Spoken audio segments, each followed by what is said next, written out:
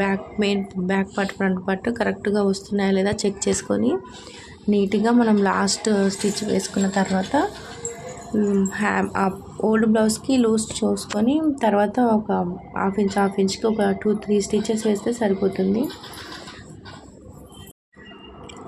So blouse అయితే almost complete అయిపోయినట్టే. ఇంకా ఉక్సులు కాజాలు అయితే స్టిచ్ చేస్తున్నాను. ఉక్సులు అయితే మామూలుగా మనము హ్యాండ్తోనే వేసుకుంటాం కాబట్టి నేనైతే వీడియో ఏం తీయలేదు. ఇలా స్టిచ్ చేసుకొని కాజాలు కూడా స్టిచ్ చేసేసాను.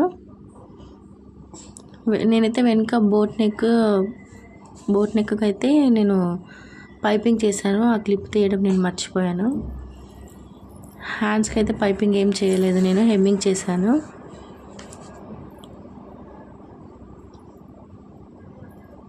హెమ్మింగ్ కూడా చాలా తొందరగానే అయిపోతుంది. కాకపోతే ఒక 5-10 మినిట్స్ మిషన్ మీద కుట్టేదానికన్నా కొంచెం టైం పడుతుంది అంతే. ఇలా చిన్నగా ఫోల్డ్ చేసి హెమ్మింగ్ చేసుకుంటే హ్యాండ్ అంతా నీట్గా కనిపిస్తుంది. సో ఇలా నేను హ్యాండ్స్ అయితే 2 కరెక్ట్గా చూసుకొని ఎక్స్ట్రా ఉన్నదంతా ఫోల్డ్ చేశాను. వెనుక డోరీస్ కోసం అయితే ఈ థ్రెడ్ తీసుకున్నాను నేను.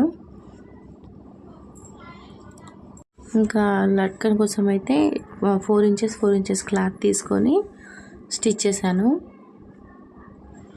2 4 ఇంచెస్ ఉండాలి.